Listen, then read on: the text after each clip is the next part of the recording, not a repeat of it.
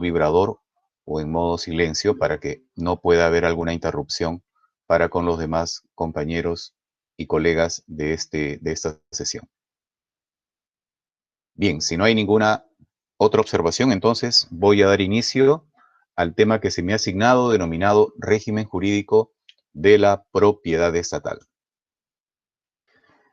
Ok, entiendo que la mayoría de los asistentes que están aquí en este auditorio virtual son personas que están vinculadas con la función pública, que son personas que están vinculadas con el control patrimonial en sus diversas manifestaciones.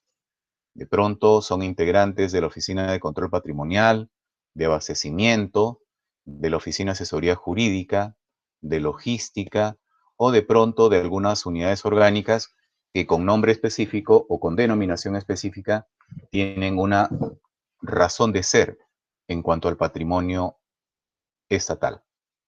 El tema que vamos a desarrollar ahora tiene incidencia esencialmente en los bienes inmuebles, lo que no quita que en algún momento pudiéramos hacer alguna mención de los bienes muebles. Solamente dejo constancia para que las preguntas que tengan a bien formular a mitad de sesión como al final tengan incidencia en los bienes inmuebles, es decir, terrenos e inmuebles propiamente como edificaciones.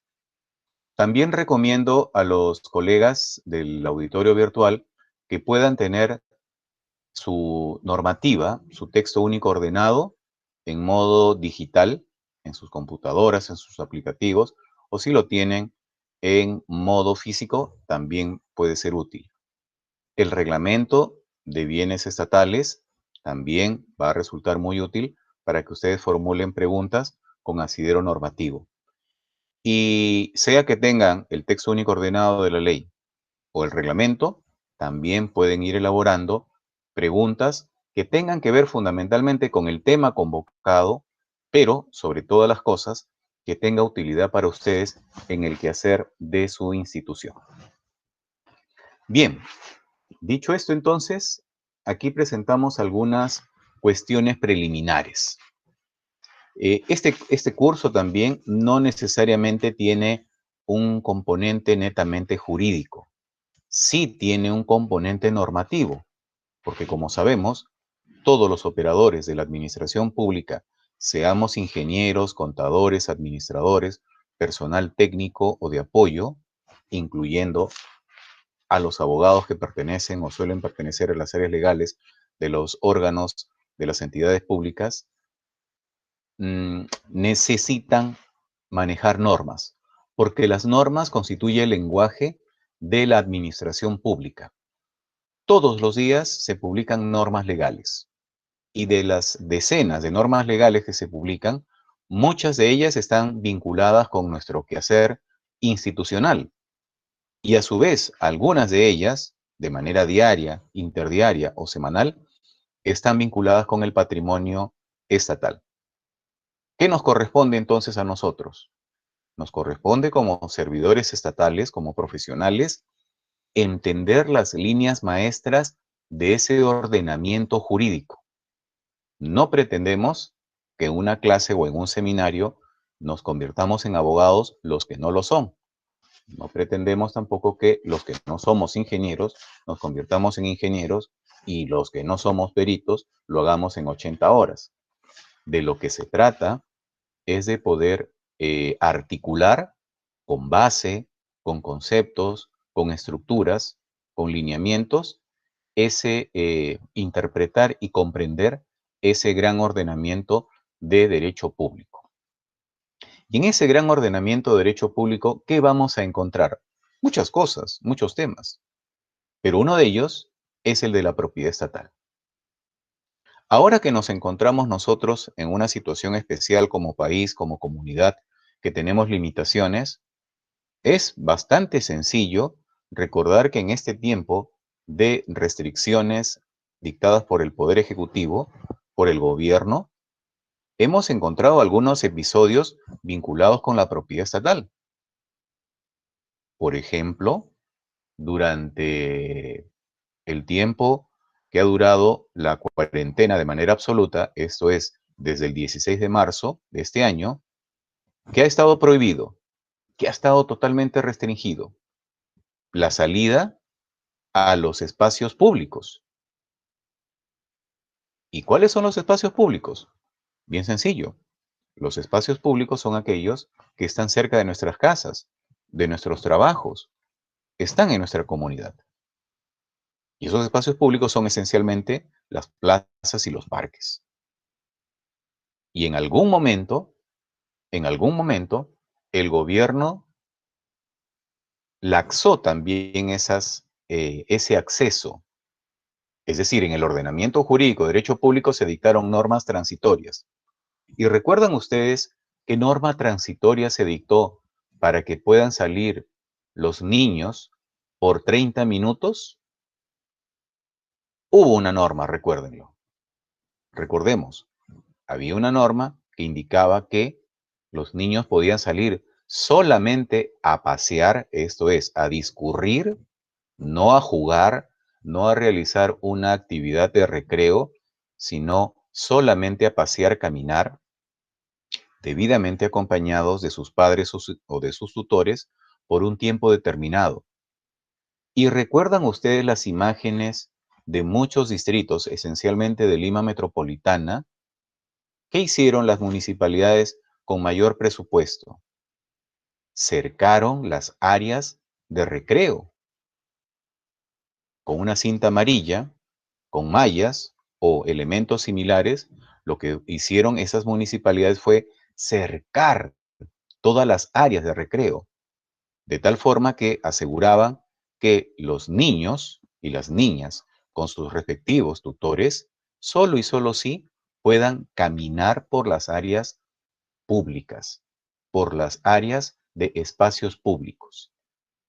Pues bien, en una etapa 2, recordemos también, se ha nuevamente retomado esa norma.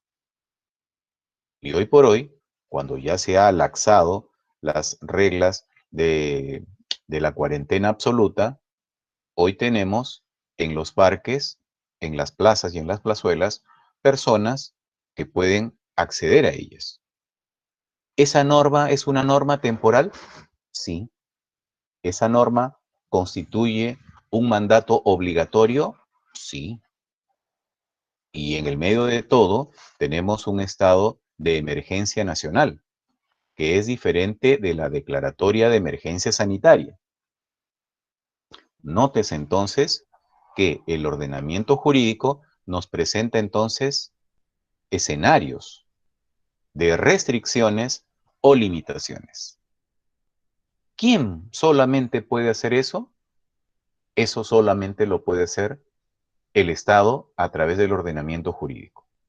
¿Lo puede hacer Confiep? ¿Lo puede hacer la Cámara de Comercio de Lima? ¿Lo puede hacer la Sociedad Nacional de Industria? No. Porque ellos, los que he nombrado, son entes privados. No dictan derecho, no dictan normas jurídicas.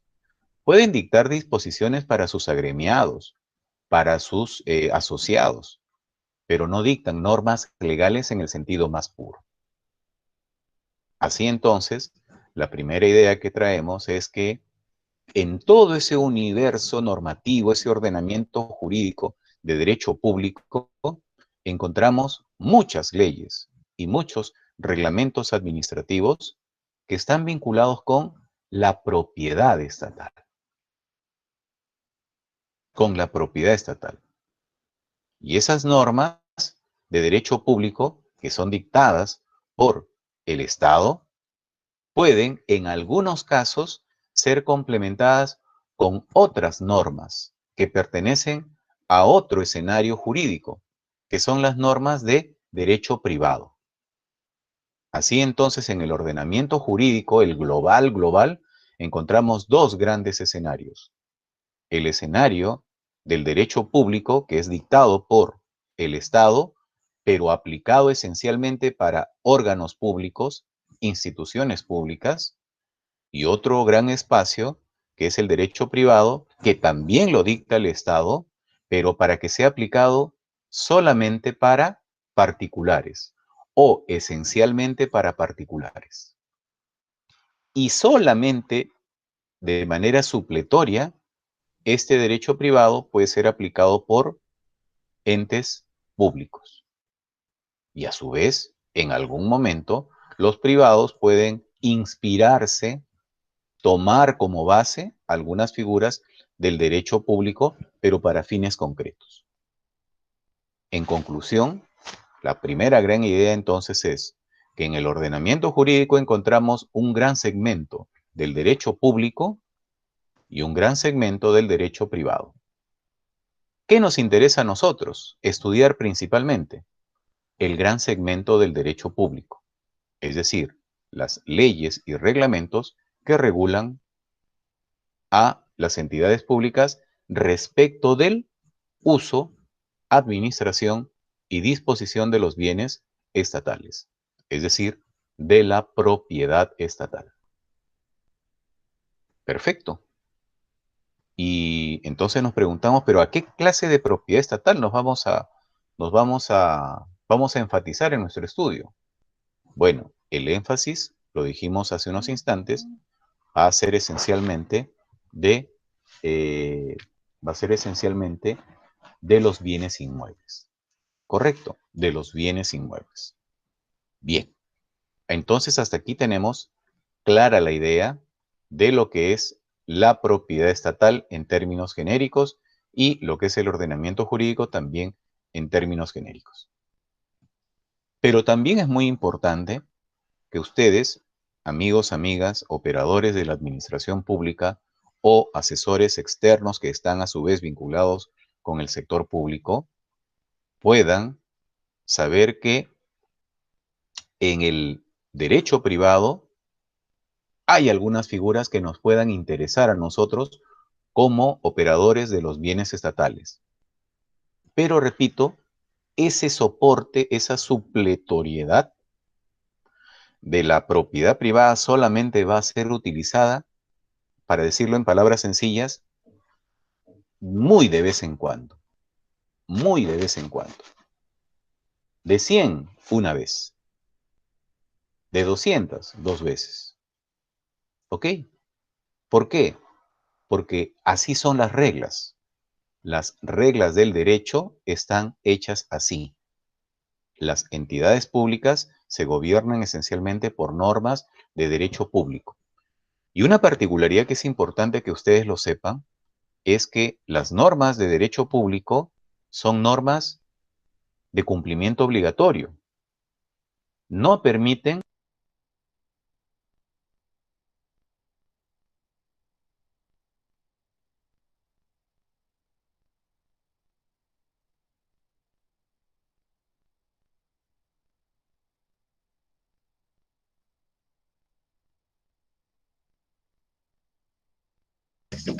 Se fue el audio, profesor.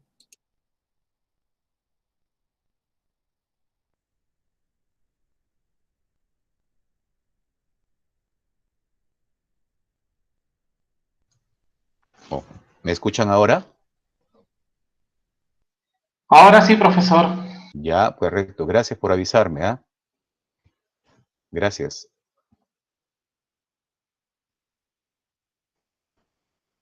Ok, no puede oírte nadie, me decían acá en la letra chiquita. A ver, espérense un minuto, por favor, para retomar.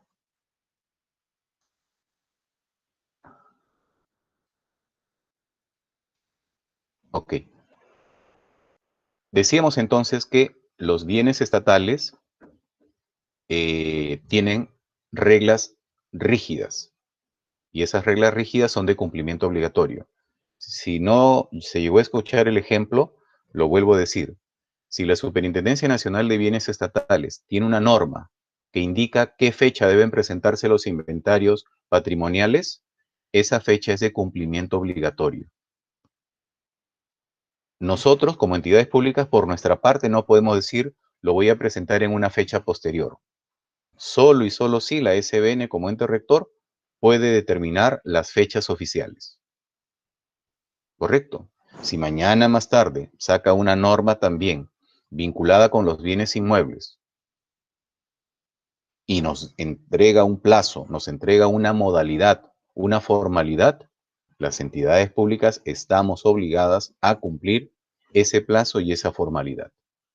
No puede estar en nuestra decisión personal como funcionarios públicos variar esas reglas de juego. Estas son las reglas del derecho público.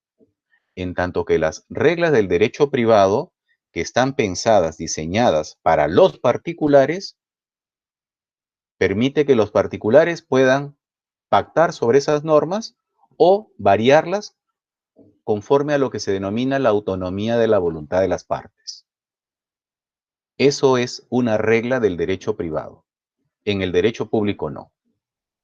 Y por eso tendremos que entender que los bienes estatales no pueden pertenecer o no pueden regirse bajo las reglas o los lineamientos del derecho privado.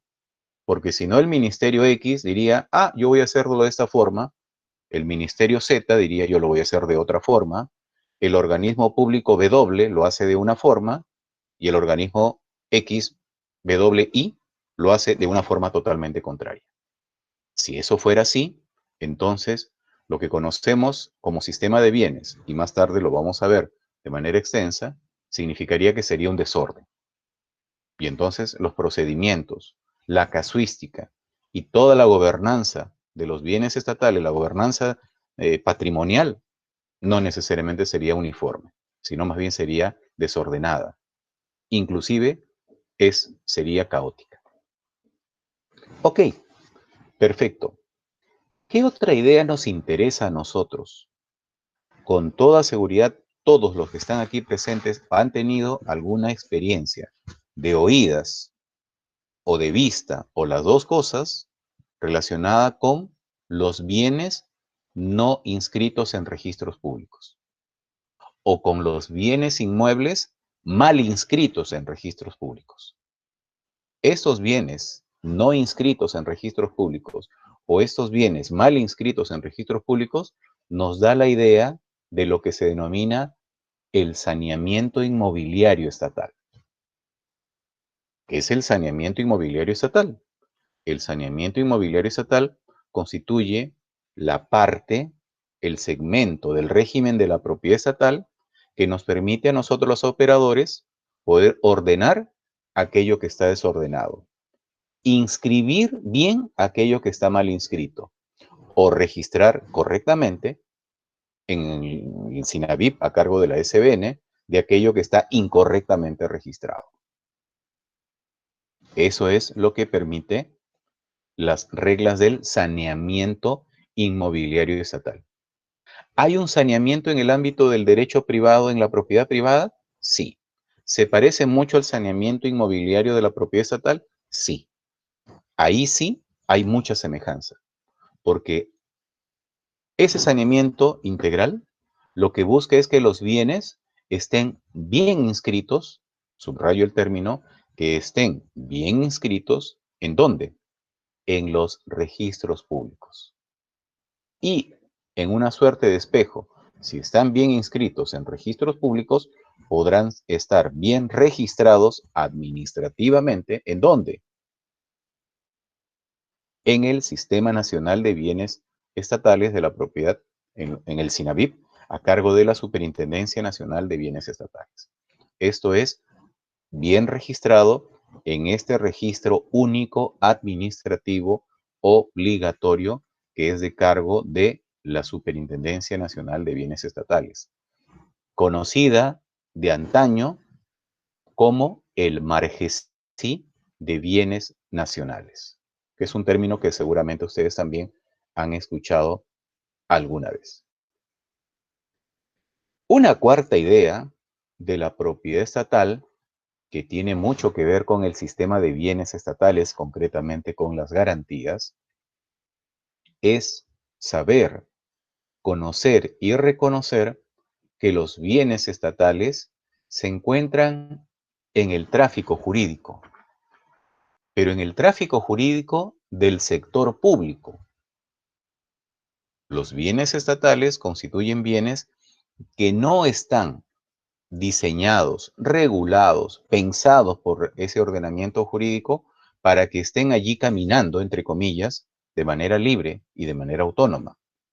No, los bienes estatales tienen una regulación y una gran dosis de limitación. Por eso su tráfico jurídico esencialmente está en el marco de las entidades públicas, en el marco del quehacer de las entidades estatales. Propiedad estatal, entidad estatal. Propiedad pública, entidad pública. Y la excepción de ese tráfico es que los bienes puedan en alguna ocasión estar en manos de los particulares. Es decir, los bienes estatales de manera excepcional podrán ser adquiridos por los particulares, pero conforme a las normas que dicta este ordenamiento jurídico y conforme a las reglas que dicta el Sistema Nacional de Bienes Estatales, gobernado, regulado por la Superintendencia Nacional de Bienes. Esto es la SBN. ¿Ok? De lo que se busca entonces es que estos bienes estén bien inscritos y saber para el operador si es que ese bien puede estar en el tráfico jurídico. Vamos a poner un ejemplo bien sencillo. De pronto, el día de mañana, el Ministerio X le pregunta al Ministerio de Defensa: oye, Ministerio de Defensa, ¿tú me puedes dar un terreno que está en La Tiza, al sur de Lima, en el kilómetro 52 de la Panamericana Sur por Pucusana? Entonces, el Ministerio de Defensa, a través de su equipo de administración inmobiliaria, tiene que definir qué cosa es lo que, qué finalidad se está cumpliendo en los terrenos del sur del kilómetro 52 de la Panamericana, de Pucusana. Y entonces allí debe tener con toda seguridad un registro. Y es bastante probable que el Ministerio de Defensa confirme que ese terreno o esos terrenos son dispuestos por defensa, pero para fines de entrenamiento militar. Y obviamente que esas zonas tienen unos accesos un poco complicados. Precisamente de lo que se trata es que las Fuerzas Armadas estén realizando sus entrenamientos en zonas bastante complicadas, ¿no? Porque imagínense si el entrenamiento militar y el estratégico lo hicieran en la plaza de armas, todos estaríamos viendo. Y no sería entonces un entrenamiento estratégico. De lo que se busca entonces, en algunos casos, es en tener espacios especiales y que sean ad hoc para la actividad que se realiza. Ejemplo, una actividad de entrenamiento estratégico en lo militar, que tiene que estar en un sitio alejado, en un sitio de poca accesibilidad al público y por lo tanto con restricciones para su tránsito, lo que no quita que siga siendo un bien estatal. En cambio, hay otros bienes que sí son bienes totalmente accesibles. Por ejemplo, en esta pandemia, ¿recuerdan ustedes si el Parque de las Leyendas está atendiendo? El Parque de las Leyendas, aquí en la Avenida Los Próceres, en San Miguel. El Parque de las Leyendas no está atendiendo físicamente. En su momento tuvo una restricción absoluta. Hoy, ¿qué están haciendo? Teniendo una visita de pronto regulada. Y a la par, ¿qué están haciendo? Una visita de pronto virtual. ¿Ok? Pero el Parque de las Leyendas en un tiempo normal de cosas, ¿qué es? ¿Un espacio de libre acceso o no? Claro. El día domingo voy con mis 15 soles, pago mi entrada, llevo mi lonchera, mi bolsita con mi fruta. Si soy un ciudadano educado, voy a consumir mi fruta y luego después voy a botar la bolsita con las cáscaras de mi fruta en el pote correspondiente y voy a visitar la costa, la sierra o la selva. O si tengo fuerzas y el tiempo me da, voy a visitar las 3 regiones. ¿Ok? Entonces voy a ver a todos ahí. Todo Madagascar, ahí va a ser en vivo y en directo. Es un bien público, es un bien de propiedad estatal, está a cargo de una entidad estatal. pero difiere bastante de un campo de entrenamiento militar, que está bien lejos. Y así como en la Tiza, la Quipa, en el sur de Lima, en Pucusana, hay muchos terrenos que son utilizados por las Fuerzas Armadas y que están evidentemente en sitios bastante inaccesibles en lo físico. ¿Sí? Pues bien, vamos entonces a continuar con nuestro desarrollo.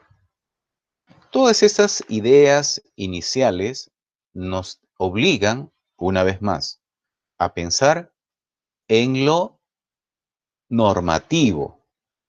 Lo jurídico, que es paz de los abogados, nos puede ayudar a entender un poquito esto que es nuevamente inevitable, que es entender el ordenamiento jurídico nacional. Y dentro de este ordenamiento jurídico nacional hay un ordenamiento más pequeño, que es el ordenamiento constitucional. ¿Y qué es un ordenamiento constitucional? Un ordenamiento constitucional es aquel que está basado esencialmente en los mandatos de la Constitución política. La Constitución política como la norma de máxima jerarquía, de máximo rango. ¿Por qué nosotros tenemos que estar en casa sí o sí, si no trabajamos en un servicio esencial, a las 10 de la noche, guarecidos en nuestros domicilios? ¿Por qué? Porque hay una norma que dice así. ¿Y quién ha dictado esa norma? El Estado, el Poder Ejecutivo, el gobierno. ¿Y en qué se basó el gobierno? En que la Carta Constitucional señala que hay determinadas circunstancias que cambian la vida de la nación y que determinan o activan este estado de excepción. Y ese estado de excepción es ¿qué cosa? Esta emergencia en la que nos encontramos.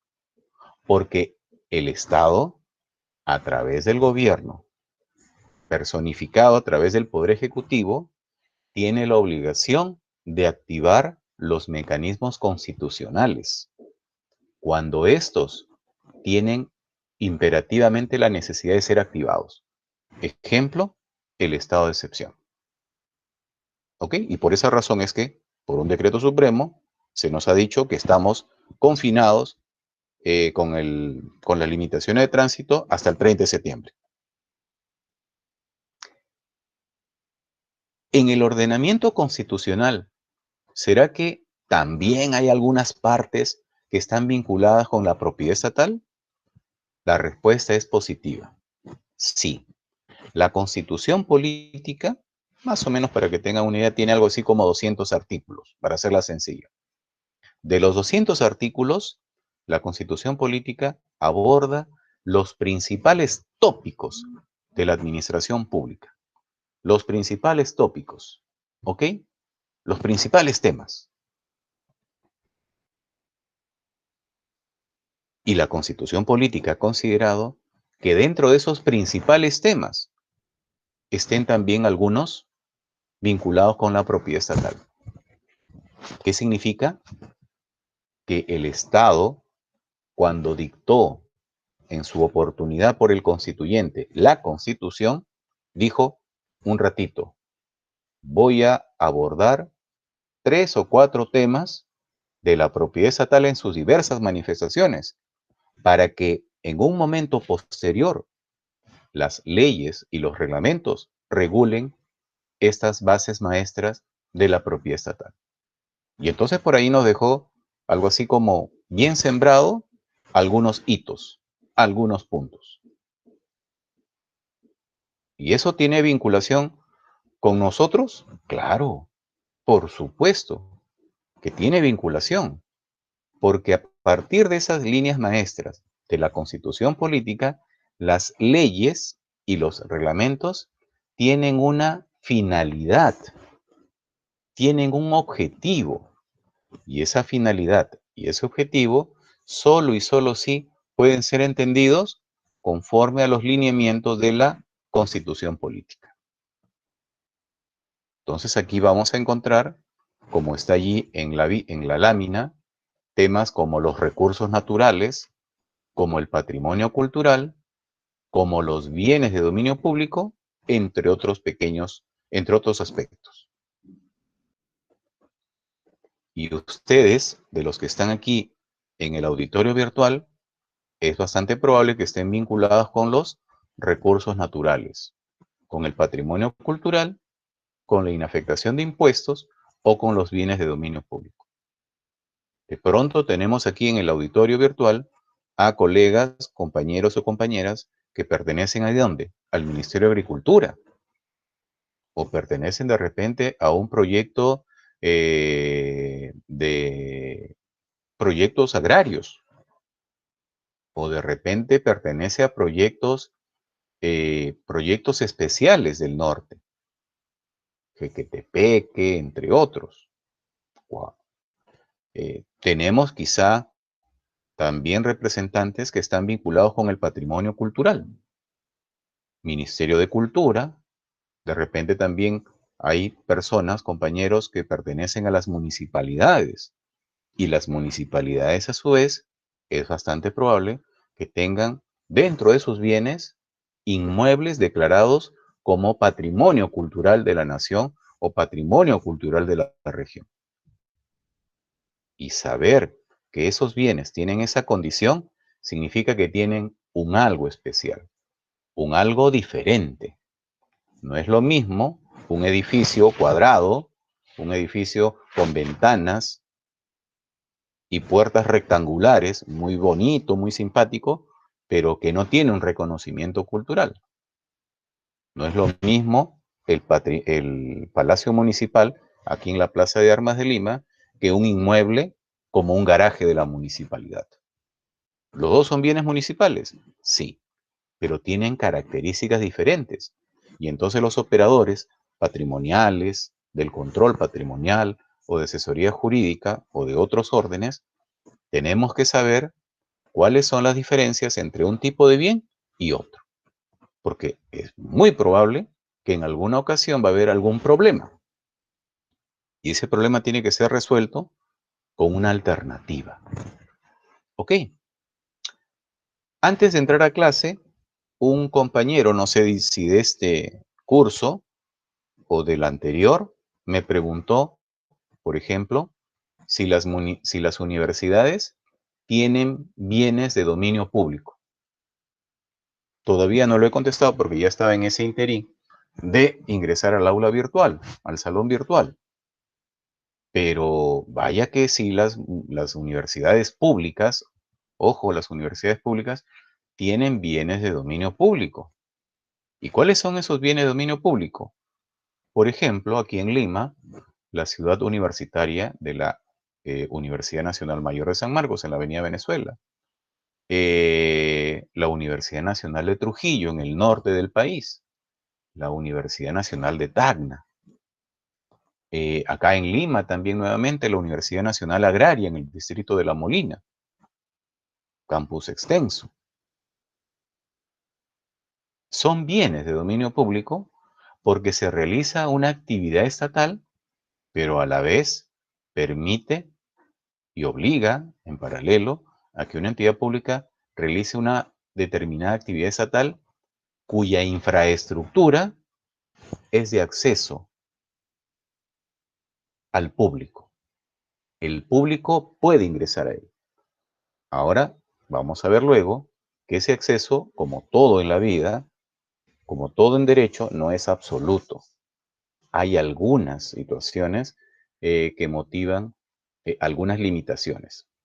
Limitaciones que no significan necesariamente prohibición, sino son, como es natural, controles. Y esto a su vez tiene una mixtura con ese tema de la inafectación de impuestos, porque si es que les interesa a ustedes, pueden ver o revisar el decreto legislativo 776, Ley de Tributación Municipal, repito, decreto legislativo 776, Ley de Tributación Municipal, que tiene un texto único ordenado, lo pueden encontrar también en el buscador,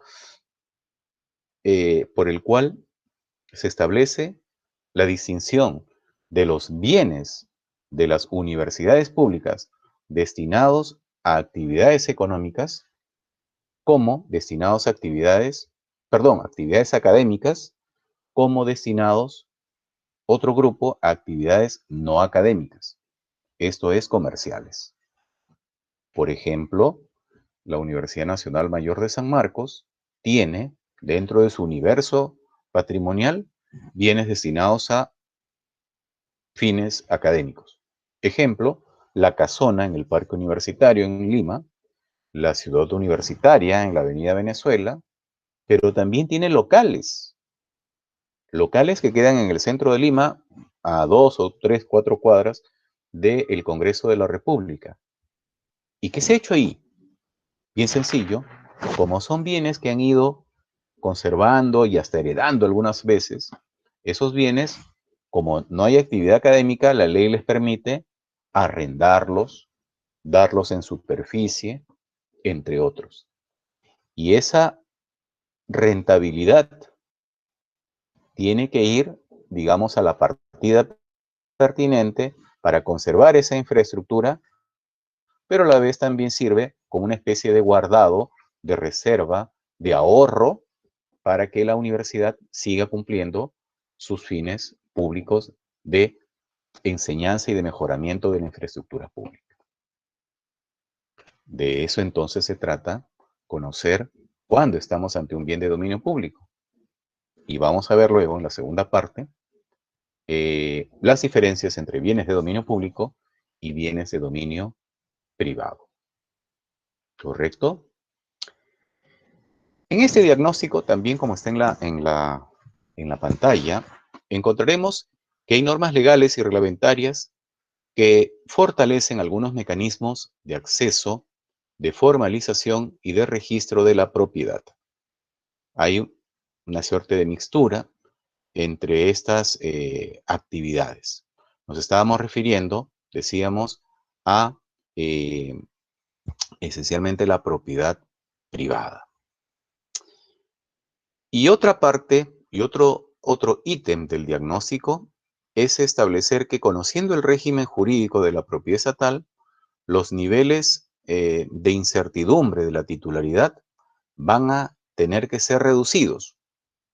Porque si yo, como equipo de saneamiento, como integrante de un equipo o de un órgano que regulariza los bienes de propiedad estatal, conozco las reglas de juego, es obvio que voy a encontrar muchos problemas, pero también capacitado para poder implementar soluciones. Y siendo así, estas soluciones se implementan y los bienes públicos progresivamente entonces van a poder estar bien inscritos en registros públicos. Cuando decimos, amigos, amigas, bien inscrito, significa inexorablemente que hay muchos inmuebles estatales que están ahora mismo, siendo 31 de agosto del año 2020, muchos inmuebles estatales que están inscritos en registros públicos, pero están mal inscritos. ¿Y por qué están mal inscritos?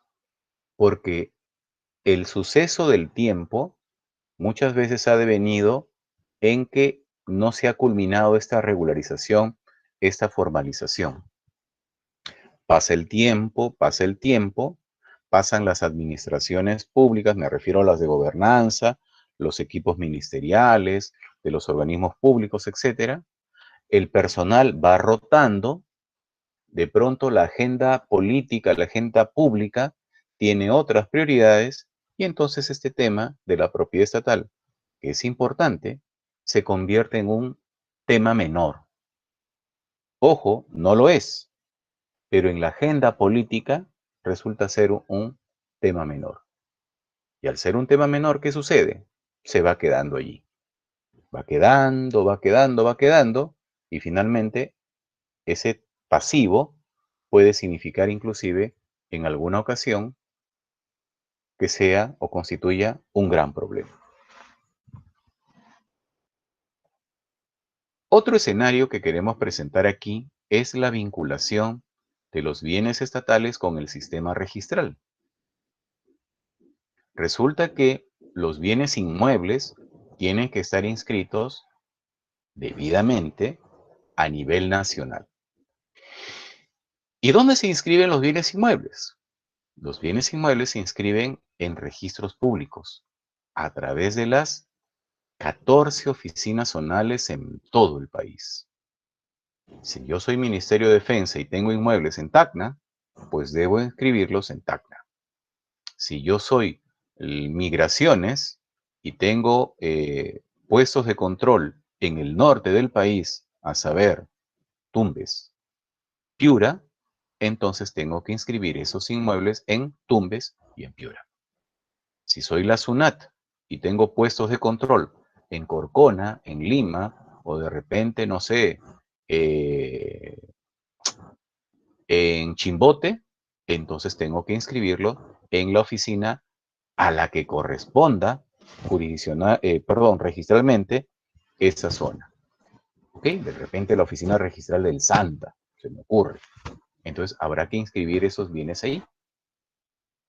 Pero luego tengo yo un conjunto de redes. ¿Qué es redes? Redes es sinónimo de infraestructura. Y entonces estas redes implican inmuebles que se van replicando en un lugar tras otro. Ejemplo, las redes educativas, los colegios, las redes de salud, los hospitales, las redes de los centros penitenciarios, las mismas redes registrales que son oficinas zonales, que seguramente ustedes han conocido o conocen, los colegas que están en provincia saben que responden a estándares similares en todo sentido. El tema de la pandemia, a su vez, decíamos al inicio, nos ha significado inclusive también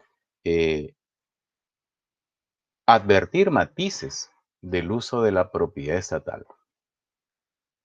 Cuando ese tema ya se fue, ese tema de la COVID fue increciendo y los hospitales empezaron a tener complicaciones en su espacio físico, ¿qué dijo el gobierno? ¿Qué dijo el Poder Ejecutivo?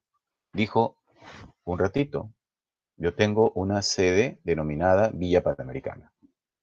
Lo iba a vender, iba a realizar un proceso de subasta pública para que esos espacios inmobiliarios se vendan así tipo núcleos de vivienda muy especial, como un gran condominio, de repente como un condominio donde viven ustedes, donde vivimos algunos de nosotros, pero es más chiquito. No sé, tienen áreas comunes, áreas de recreación, áreas verdes, etc. Bueno, el Estado dijo, como no lo voy a vender, dada la situación, lo que voy a hacer es entregarle en vía de afectación en uso, ¿a quién? A Esalud, para que convierta 1 o 2 pabellones en un hospital de emergencia, un hospital temporal. Así entonces recordemos, se ha inaugurado estas nuevas habilitaciones, estas nuevas redes médicas para poder ampliar los servicios de salud pública en la sede de la Villa Panamericana. Y si ustedes son acuciosos o sea, de repente están involucrados allí, por allí también se ha replicado en provincia, ¿no? Se ha puesto por ahí la Videnita en algún sitio, ¿ok? Hasta ahí, ¿estamos claros? ¿Se escucha bien? ¿Todo bien? Perfecto. Continuamos entonces. Decíamos entonces que la vinculación del sistema de bienes estatales o los bienes estatales en general están vinculados muy de cerca con las reglas del sistema registral. ¿Y por qué? Porque hoy en el siglo XXI lo que se busca es que los bienes de propiedad estatal como los bienes de propiedad privada estén bien inscritos en registros públicos. Para evitar algo que hace 20 años era un mal más o menos simple, pero ahora se ha convertido en un problema un poco mayor. No obstante el avance de la tecnología, no obstante el avance de los protocolos administrativos, de inscripción, inclusive digitales o de otro orden, lamentablemente, en los últimos 20 años, poco a poco se fue incrementando este mal denominado fraude inmobiliario. Y el fraude inmobiliario, ¿a quién ataca principalmente? Ataca a la propiedad privada. Esa propiedad privada que está allí quieta, inerme, silenciosa, las organizaciones del mal buscan precisamente esos bienes, esas cadenas de bienes inmuebles. Y entonces van, porque ese es su triste trabajo, están chequeando, revisando, in situ, ven, gastan obviamente que algo en el tema de buscar las partidas electrónicas, sacan datos de RENIEC si la persona es mayor de edad, etcétera, etcétera. Y entonces cuando tienen todos los componentes ante una persona titular bastante vulnerable, entonces viene el fraude inmobiliario. Y este fraude inmobiliario, decimos, una vez más, no obstante los grandes controles que hace el Estado y los operadores de la gestión inmobiliaria, notarios, jueces de paz, entidades públicas, estas organizaciones malévolas buscan ese resquicio, ese pedacito de luz por el cual ellos pueden entrar. Y entonces Registros Públicos se convierte en nuestro último bastión de resguardo. Si hay acá registradores en este salón virtual, podrán entender que los registros públicos en materia de inscripción de bienes inmuebles o en materia de desaprehensión, encontraremos que tienen una característica especial porque, decíamos hace 40 minutos, las normas de bienes públicos son normas de cumplimiento obligatorio. Y si son normas de cumplimiento obligatorio, viene un paradigma, amigos, amigas. Las normas de cumplimiento obligatorio tienen una ficción. ¿Cuál es? Que todos los conocemos. Alguien de nosotros podría salir a las 12 de la noche y decir, no, no pasa nada, señor policía, ¿por qué usted me detiene? Señor, señorita, usted está transgrediendo la norma del toque de queda. Y entonces nos tiene que detener. ¿Y por qué? Porque hemos incumplido una norma. Y se puede alegar que yo no sabía, no leo periódicos, no escucho televisión, no escucho noticias. Así no escuchemos nada ni veamos nada. La norma es de cumplimiento obligatorio y no permite transacciones. Poniéndolo en un escenario, evidentemente entenderán, bastante rígido. ¿Sí? Pues bien, esas son las normas de orden público. Pero esas normas de orden público también presentan un reto. Y un reto vinculado con estas cosas, como les decía, que son complicadas a veces de entender, pero que significa que de todas maneras significan nuestra realidad nacional. En estas cosas denominadas las habilitaciones urbanas, así medias truncas, inconclusas. En las habilitaciones urbanas, recordemos, hay por regla que se reserven áreas para lo que se denomina los aportes reglamentarios, que los vamos a ver también en la segunda parte. ¿Y qué sucede? Que muchas veces estas habilitaciones urbanas medias inconclusas determinan que los urbanizadores dicen, ¿para qué voy a entregar tanta área de aporte reglamentario?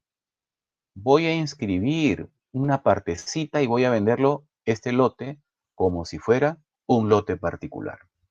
Y entonces el área de recreación pública que era de 3.000 metros cuadrados, de repente se convierte en 2.000. Y los 1.000 metros cuadrados, nuevamente me los apropio para venderlo como si fueran lotes. Entonces allí, ¿quién está incumpliendo la norma? El urbanizador. La municipalidad, por desconocimiento o por negligencia o por dolo, porque hay que ponernos en todos los escenarios, dice, no te preocupes, este parque en realidad no es parque, es área privada tuya. Independización o lotización. Si quieres algo más, le puede decir la municipalidad, también en el lado de lo incorrecto, le puede decir, Si quieres, entrega un certificado de posesión, tranquilo, no pasa nada. Y ahí entonces empieza otra deformación. Pero todo ese cóctel de situaciones o vicisitudes, al final de cuentas, puede determinar que se construya un título, se construya un documento de transferencia, y entonces vaya ¿a dónde? A registros públicos. Es allí donde el registrador público tiene el gran reto de, uno, aplicar las normas legales conforme a su estatuto, el artículo 2011 del Código Civil, el artículo 35 del Texto Único Ordenado de los registros públicos y algunas otras normas conexas, pero puede todavía impedir, si es que va hasta las últimas consecuencias, como se dice en el título archivado, y verificar que ese bien constituye un aporte reglamentario. Y ahí en la última línea de combate puede formular una observación, en el mejor de los casos, puede formular una tacha. Y por lo tanto impide que alguien del lado del mal, del lado de lo incorrecto, de lo indebido, de lo antijurídico, se apropie de un bien o parte de un bien público. ¿Cuántas noticias de cuando en cuando hemos visto nosotros en los programas dominicales que parques públicos, así, poquito desolados, poquito de, hasta de repente premeditadamente por las autoridades, están descuidados, determinan de un día para otro una transferencia, una cesión a un particular? Si ustedes tienen allí su buscador, yo les pediría por favor que digiten la siguiente frase. Tomen nota. Parque Manhattan con H intermedia, Manhattan con T, comas, recuperación de parque. Parque Manhattan, comas, recuperación de parque. Si ustedes digitan esa frase, es bastante probable que encuentren alguna o algunas noticias por las cuales los vecinos del distrito de Lima Metropolitana de Comas, impidieron casi en el último minuto que el alcalde de aquel entonces de Comas diera en una suerte de concesión bajo una figura bastante torcida de inversión privada en un parque público, le diera la adjudicación a una empresa muy conocida de supermercados acá en Lima Metropolitana. Y se lo dio. Pero como los vecinos estuvieron atentos, alertas, y le hicieron un seguimiento seguramente a través de sus dirigentes, hombres y mujeres, vecinos y vecinas, con pundonor y con coraje, empezaron a hacer sus protestas, y estas protestas llegaron a calar ¿a dónde? A la Contraloría General de la República.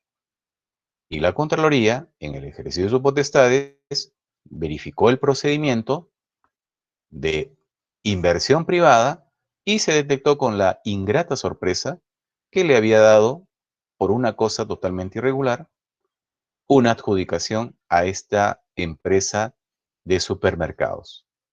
¿Y para qué? Para que construya en el parque un mercado como de esos que conocemos, amigos, amigas. Un mercado, un supermercado, así, moderno, con luces, de 2 pisos, con ascensor, etcétera. ¿Pero en dónde? En un parque público. ¿Eso lo puede hacer un alcalde? No. ¿Eso es jurídico? No, es antijurídico. ¿Eso es ir contra la norma legal? Sí, señoras y señores. Es ir contra la norma legal. Y bueno, ahí está. Seguramente ustedes han encontrado entonces más de una noticia. Parque Manhattan, Distrito de Comas, recuperación. Declaran nulo el proceso de concesión de un área del parque público a supermercados SA creo que es la razón social, me parece, de esta empresa. Otro tema vinculado con los bienes estatales es que el Estado cuenta con diversas entidades públicas en diferentes manifestaciones estatales, como el registro, la formalización y el catastro de la propiedad estatal. Vayamos con el registro, amigos, amigas. ¿El registro de dónde viene? ¿De qué verbo? Registrar.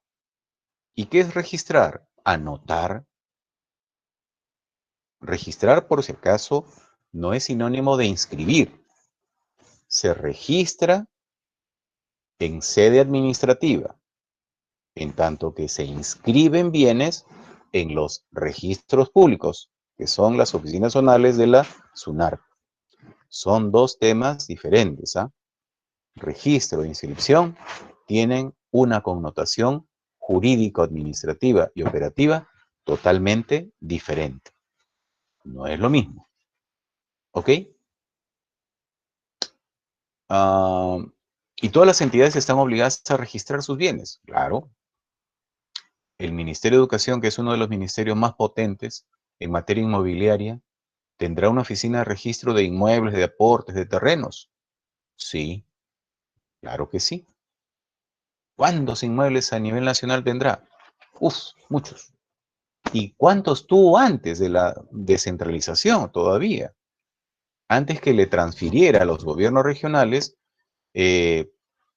la parte administrativa, el acervo documentario, personal, recursos presupuestales o incluyendo algunos inmuebles a los gobiernos regionales.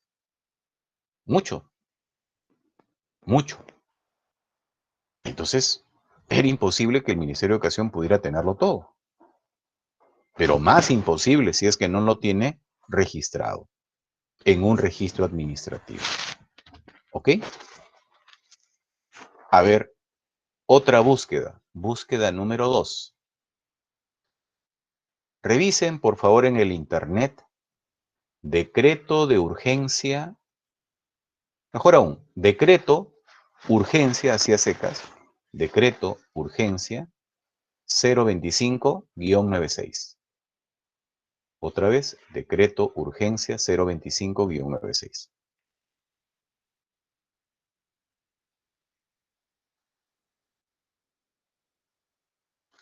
Allí ustedes van a encontrar una norma que es bastante antigua, obviamente que del año 1996, fácil, 24 años,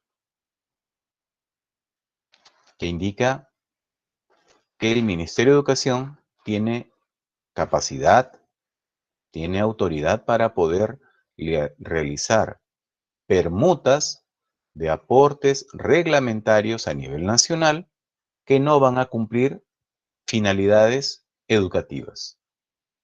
Y por lo tanto se les autoriza a que realicen una permuta. Una permuta, en principio, en esa época, con particulares. Pero hoy por hoy, en el reglamento de bienes, les hago una pregunta, amigos, amigas. A ver, como modo de hacer una especie de gimnasia para el examen final. La permuta predial estatal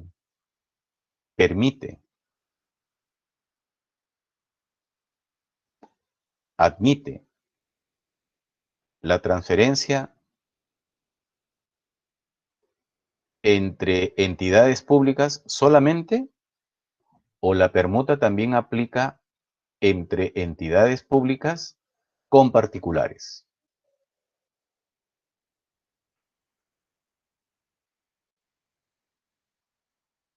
Si ustedes buscan, chequean, el reglamento de bienes admite ahora que haya permuta entre entidad estatal con particular, pero también admite que haya permuta entre una entidad estatal con otra entidad estatal. Bajo reglas similares. Bajo reglas similares. Pero finalmente lo admite.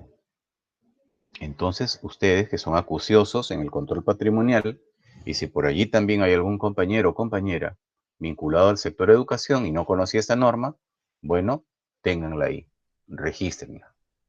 Decreto de urgencia 02596, que permite que las entidades del sector educación puedan realizar permutas de aquellos terrenos destinados para aportes reglamentarios, esto es, centros educativos, pero que anticipadamente el Ministerio de Educación diga, por informe técnico, aquí no voy a hacer centro educativo porque es muy chiquito, es un área inapropiada, o ya cambiaron las condiciones físicas como para que pueda ser un buen colegio.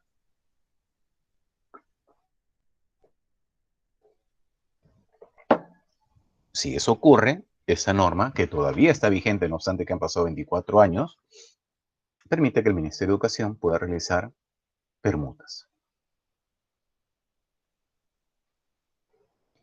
Eso es en cuanto al registro. Viene luego la otra actividad estatal, formalizar. ¿Quién formaliza?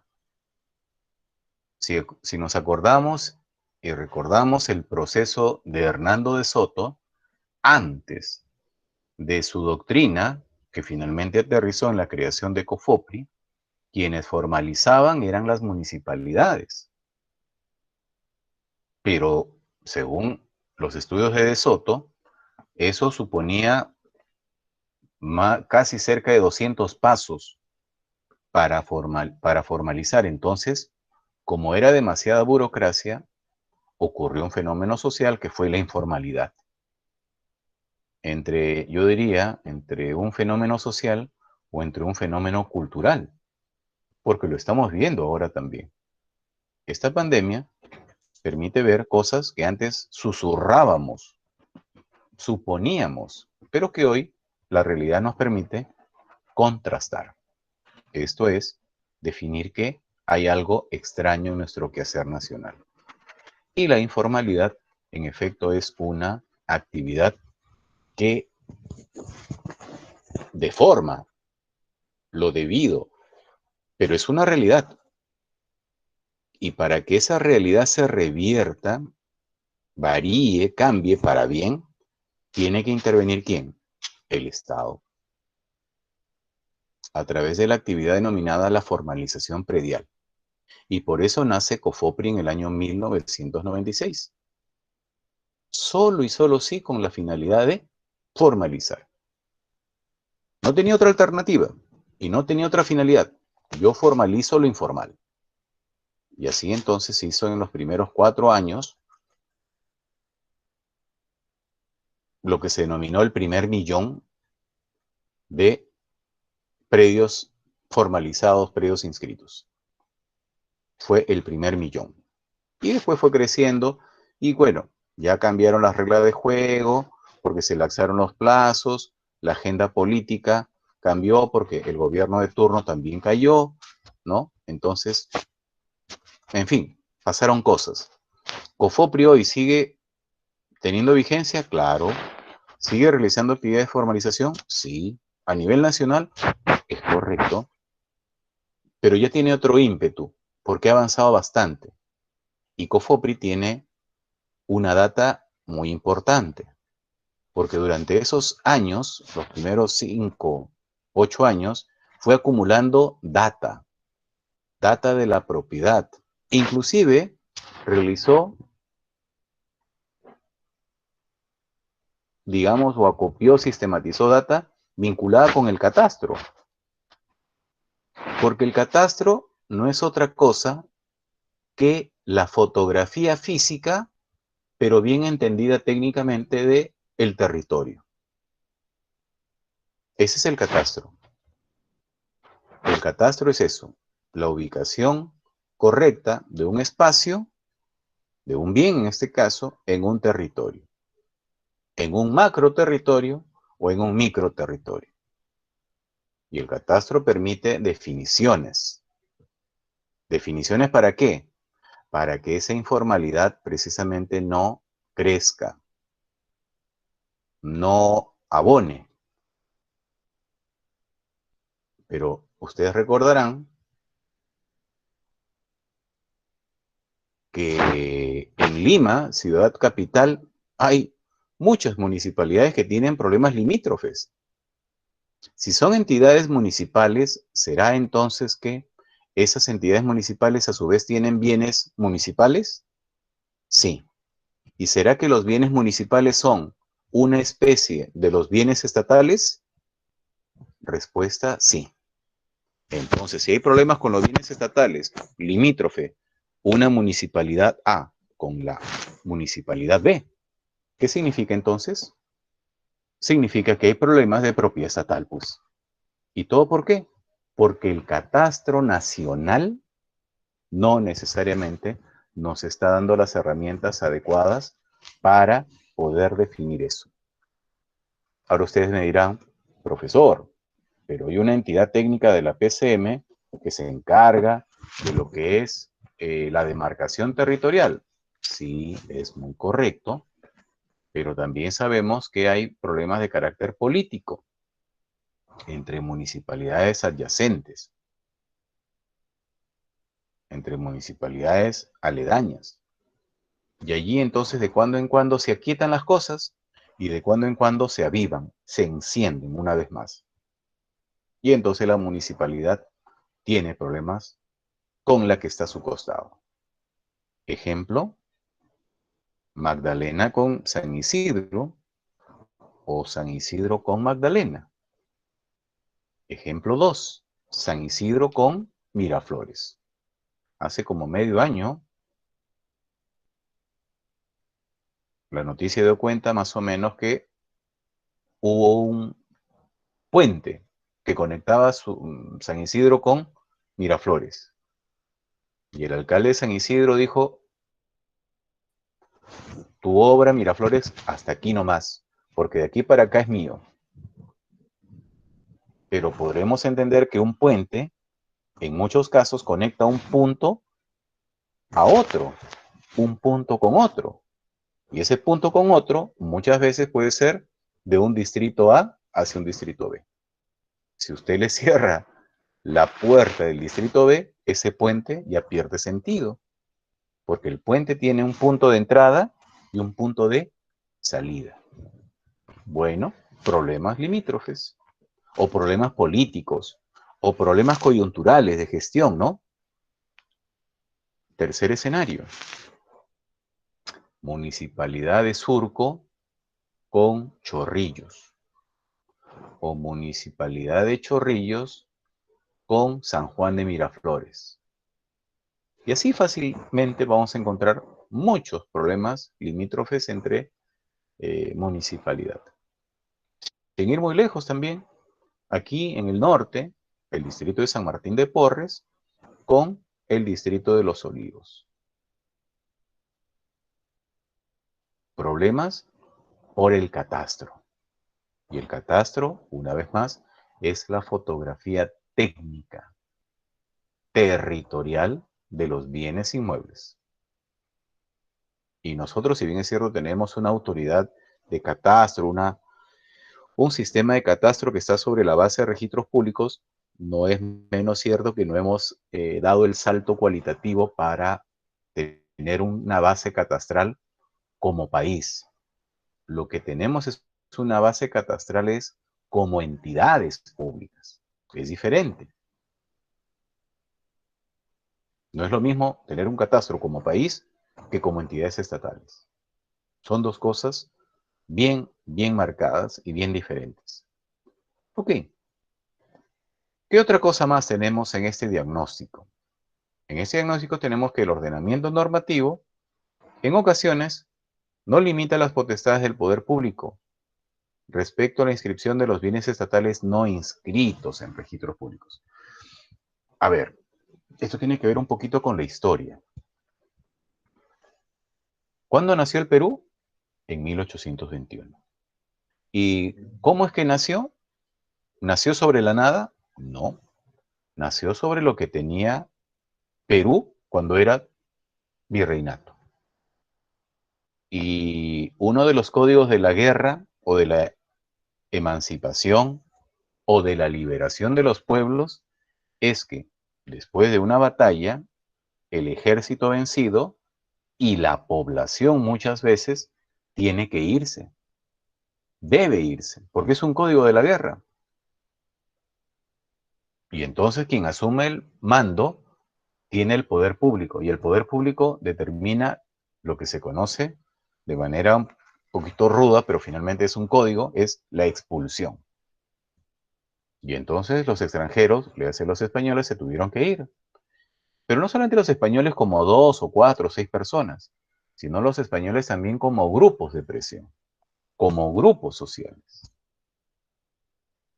como grupos religiosos, congregaciones, hacendados, gentes que tenían mucho dinero y muchos bienes inmuebles y mucho terreno. ¿Qué hicieron? Simple, tuvieron que irse del país y dejaron sus bienes inmuebles. Pero resulta a su vez que estos bienes, o perdón, sí, estos bienes en el territorio pudieran tener una no inscripción. Y por otro lado, también, dado lo vasto de nuestro territorio, era que los territorios naturales, aquellos que están vinculados con la naturaleza, no necesariamente estaban inscritos en registros públicos. Y como no estaban inscritos en registros públicos, entonces generaba incertidumbres o problemas entre entidades estatales. Alguno de ustedes seguramente pertenece a nuestra vasta y maravillosa Amazonía. Quienes han ido a Yurimaguas, quienes hayan ido a Tarapoto, muy al fondo, van a encontrar que hay todo un verdor, pero maravilloso. Pero bajando por la pista, van a encontrar que hay fábricas a la mano izquierda y fábricas a la mano derecha. Y luego, entre árboles y entre verdor y verdor, sigue habiendo propiedad privada. Pregunta, ¿cómo creen ustedes que han llegado esas empresas? ¿Qué se supone que hay ahí? Lo que hay allí en realidad, ¿qué cosa es? Es una palabrita mágica. Es el bosque, es la pradera, es el área natural. Pero nótese que en algún momento han ocurrido cambios físicos, una metamorfosis en el diseño geográfico y obviamente que en el tiempo ha determinado el otorgamiento de titularidades.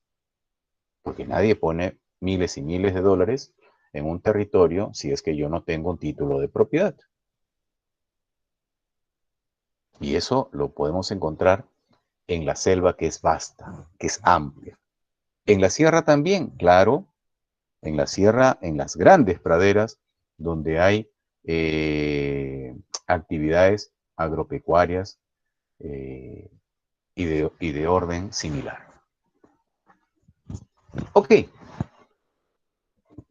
nótese que hasta aquí hemos hecho una revisión simpática, espero, una revisión esquemática, espero también sea de entendimiento y provecho, de utilidad para ustedes, pero todo eso finalmente se encierra en lo que es, lo vamos a sintetizar, en los derechos reales.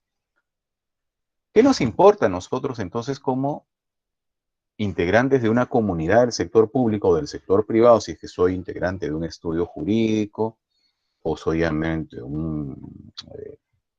un profesional independiente que laboro en asesorías, vinculado con el sector privado y sector público, lo que fuere? ¿Qué es lo que nos interesa a nosotros? Conocer el régimen jurídico de la propiedad estatal, pero sobre el eje de la denominación o del concepto de derechos reales. Derechos reales. Derechos, aquello que está escrito en la norma, y reales porque tiene que ver con la cosa. La cosa es los bienes, con los bienes muebles y los bienes inmuebles. ¿Ok? Entonces, encontramos una segunda capa, ¿cuál es? Los bienes inscritos y los bienes no inscritos. En todos los casos vamos a encontrar derechos reales. Lo que va a diferenciar entre un derecho real y otro es la intensidad del derecho real. Es decir, la seguridad jurídica, la inscripción, el registro y por lo tanto el mayor énfasis en la titularidad de cada predio. Si cada uno sabe qué cosa es lo que tiene, el privado de lo privado y el público de lo público, entonces tendremos un sistema de titularidades más coherente, mucho más predecible. Y eso nos va a permitir obviamente que tener bases para solucionar casos de los sencillos, de los medianos y de los casos complicados. Todos ustedes, si es que ya no lo han tenido, van a tener en su contexto el gran caso difícil. Y en el caso difícil, entonces van a poder congregar, espero, muchos de los temas o ejes temáticos que estamos abordando en esta sesión. ¿Sí? Todavía tenemos respiro, pero yo quiero hacer un pequeño alto. Ojo, no estoy cortando la clase, sino pequeño alto para saber si hasta aquí tienen alguna pregunta que pueda refrescar esta primera parte. ¿Alguien tiene alguna pregunta?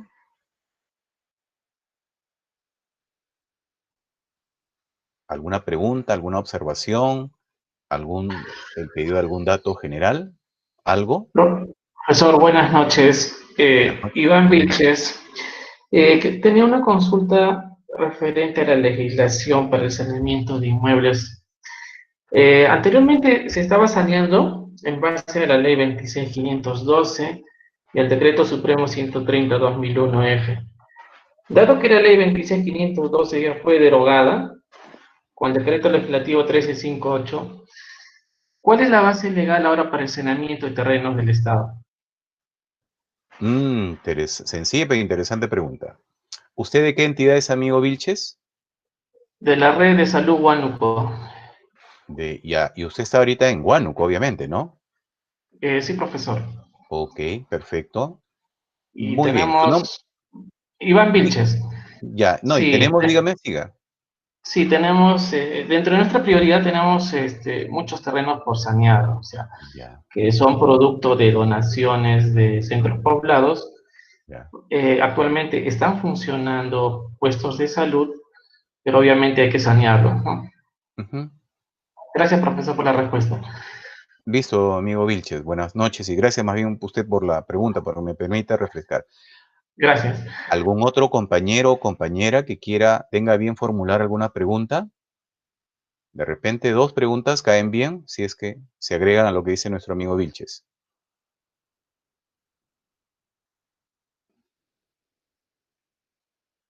¿Alguien se anima? A ver, como si fuera una subasta pública, a la 1, a las 2 y a las 3. Pregunta del amigo Vilches. Ok, con cargo a desarrollarlo un poquito en la segunda parte, pero no voy a eludir la pregunta. A ver, nos pone en el escenario, y eso tiene que ver obviamente con el primer segmento que hemos abordado, el ordenamiento jurídico nacional. Resulta que todos los operadores nos manejamos con norma. Dos, resulta que todos los operadores tenemos que estar seguros cada día que esa norma, en el sentido abstracto o en el sentido físico, mi separata o mi archivo digital, responde a lo que se conoce como la vigencia de la norma. La vigencia de la norma significa que otra norma posterior no me la ha modificado o no la ha derogado. Porque si yo tengo una modificación, tengo que adecuarme ahora a la modificación. Pero si yo tengo una derogación, yo tengo que saber cuál es la norma de reemplazo. Pero a veces ocurre que no hay norma de reemplazo, sino hay una norma que obliga al operador ¿a qué? A interpretar. Bajo ese contexto, es bueno que sepan ustedes que hace mucho tiempo existían 2 o 3 normas legales emblemáticas que permitían, ojo, permitían una línea de base para el saneamiento de bienes inmuebles. Porque eran leyes chiquititas, eran leyes pequeñitas, artículo 1, artículo 2 y artículo 3. Más no. Y por allí había una norma que todavía flota en el océano. ¿Qué significa flotar en el océano? Que todavía vive, pero ya en flotación. No camina, no salta. Esa norma es el Decreto Supremo 130/2001-F. ¿Qué sucede? Sucede que cuando el Estado, a través de los órganos legislativos, dicta normas, muchas veces dice, esta norma a partir de mañana ya no rige. Y así derogó una ley 26.512 y la 27.493, si recuerdo bien. Y entonces los operadores que decían, oye, y ahora esta norma de saneamiento, ¿qué hago? Tranquilo, anda tú a echar una lectura al Decreto Supremo 130-2001-F. Pero resulta a su vez que el Decreto Legislativo 1358 literalmente podó del sentido podar, así como los jardineros empiezan a podar la norma y que tenía mucha frondosidad, mucho follaje, y luego se queda así como un pollito carioco, peladito, bien delgadito. Y entonces el operador, como el señor Vilches, nuestro compañero, pregunta legítimamente, dice, ¿y ahora qué hago? Bueno, déjeme decirle, amigo Vilches, a usted y a todos los compañeros del aula virtual, del auditorio virtual, es que en derecho público no hay vacío absoluto de la norma. No hay vacío absoluto. En el derecho público, aquel derecho que regula las relaciones jurídicas de las entidades públicas relacionadas con bienes públicos, ojo, estoy hablando de bienes públicos, nos obligan a realizar integración normativa. El vacío normativo no permite que nosotros los servidores estatales digamos, ah, bueno, como la norma no lo regula o ya no hay norma, ya pues, ¿qué vamos a hacer, no? Será un problema que el que venga lo solucione. No, no, no, no.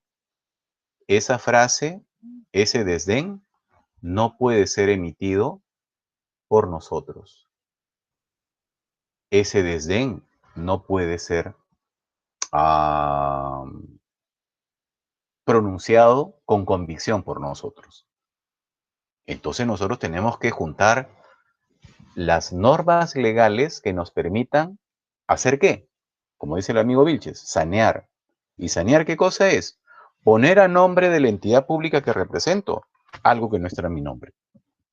Tan simple como eso. Y entonces busco las normas legales y luego los procedimientos y luego los protocolos que me van a permitir, ojo, poco a poco hacer que mi inmueble esté a mi nombre. ¿Y dónde está ese cóctel de normas? Bien sencillo. Está en el actual texto único ordenado de bienes estatales, en el Decreto Supremo 019/2019-vivienda. Y usted me dirá, profesor, pero eso ya lo sabemos. Sí, pero su caso, cada caso de cada entidad pública tiene que ser circunscrito en los artículos pertinentes. No en cualquiera, sino el que más se asemeja.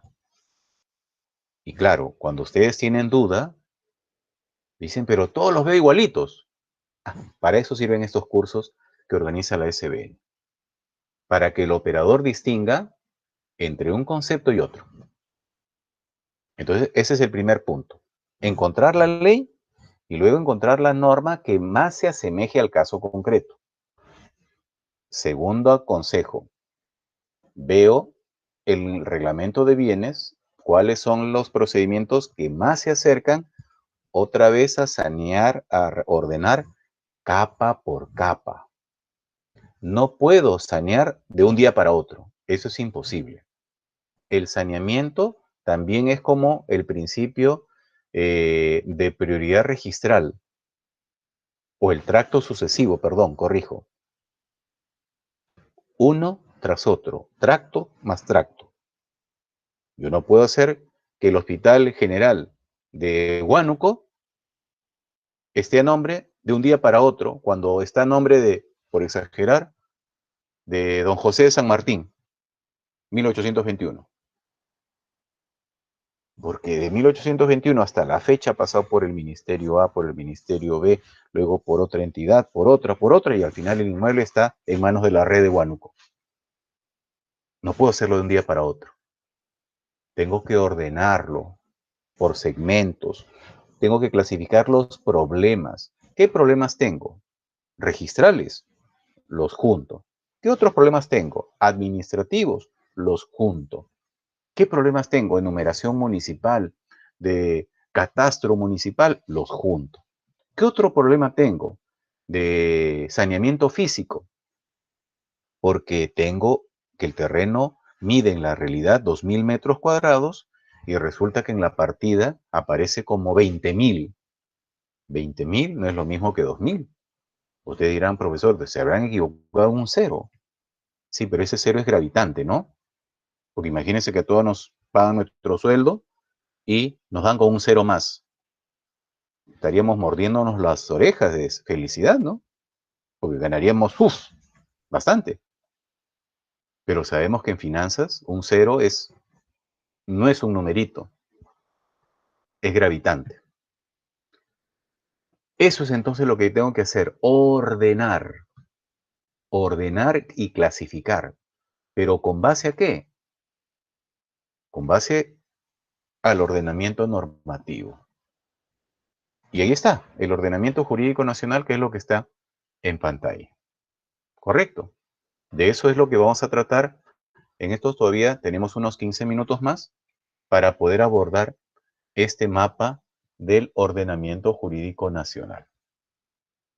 Invito aquí entonces, después de atender a nuestro compañero, el señor Vilches, a si alguien del auditorio virtual tiene alguna consulta. Sí, sí, ingeniero, doctor, disculpe, buenas noches. ¿Su nombre? Fanny Flores. Fanny, ¿de qué entidad viene usted?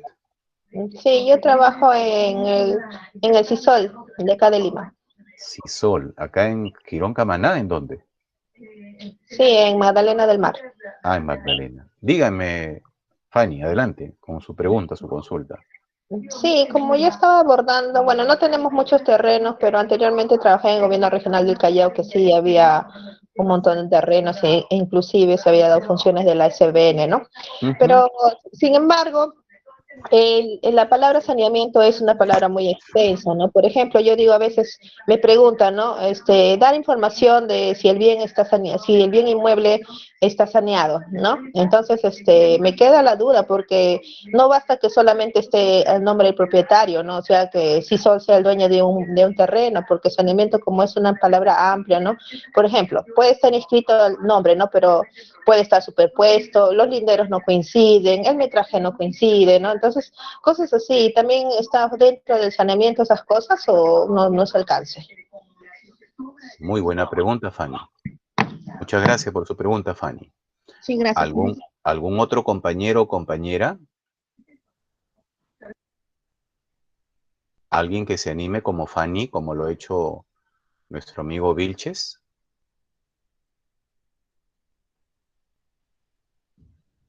¿Alguien? Por ahí escuché, creo, al fondo, ¿alguien más? A ver, voy a atender entre consulta y entre planteamiento que formula Fanny. Pero lo que ha dicho al final de cuentas sintetiza muy bien el tema. Miren,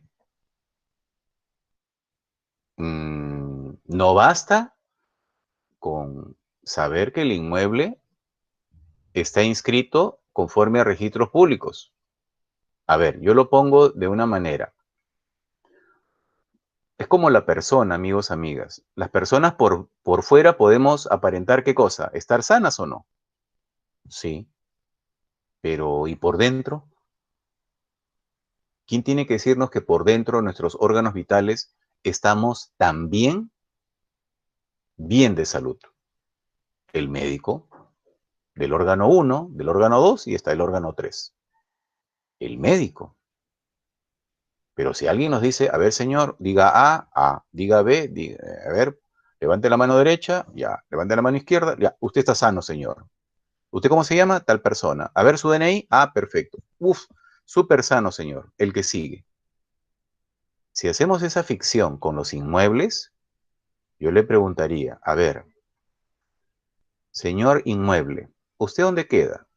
Ya, yo estoy aquí en el distrito de Leoncio Prado de Huánuco. Ya, perfecto.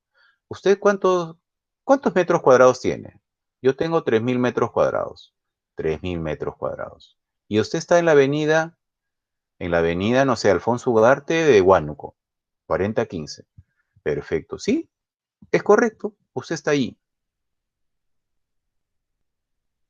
Si yo digo, ya está eso saneado porque veo una plaquita que dice la dirección, Avenida Alfonso Ugarte 4015, Distrito de Leoncio Prado, Ciudad de Huánuco, y porque veo un certificado municipal que dice Avenida Alfonso Ugarte 4015, yo digo, mi inmueble está saneado, estoy haciendo un trabajo muy crudo, muy ligero, porque uno, yo he mandado a medir mi terreno, de repente no tengo 3.000 metros cuadrados, de repente tengo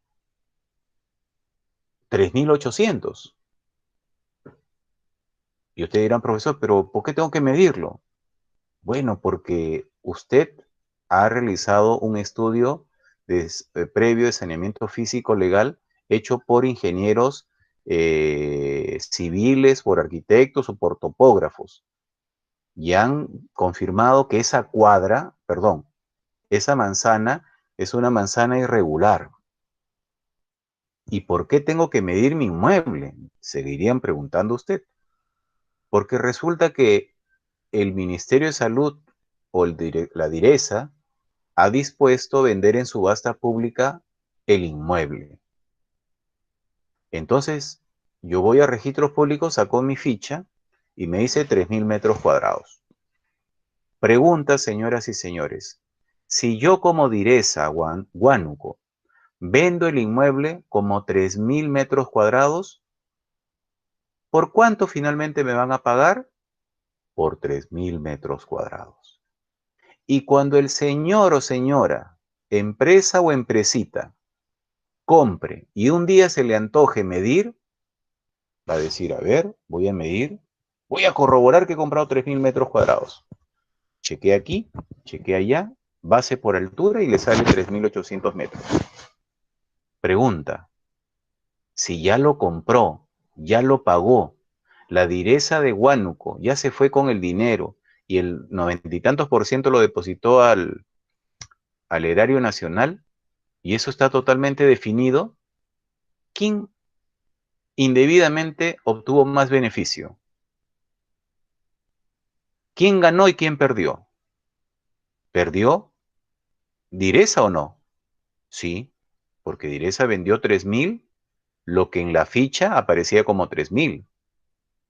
En tanto que el comprador dice, compré 3.000 metros cuadrados, pagué por 3.000 a $1.000 cada metro, pero resulta que ahora tengo 3.000 más 800 metros cuadrados. Y entonces cuando yo lo venda, porque lo he comprado simple y llanamente para tener un activo inmobiliario, resulta que ya no voy a vender 3.000.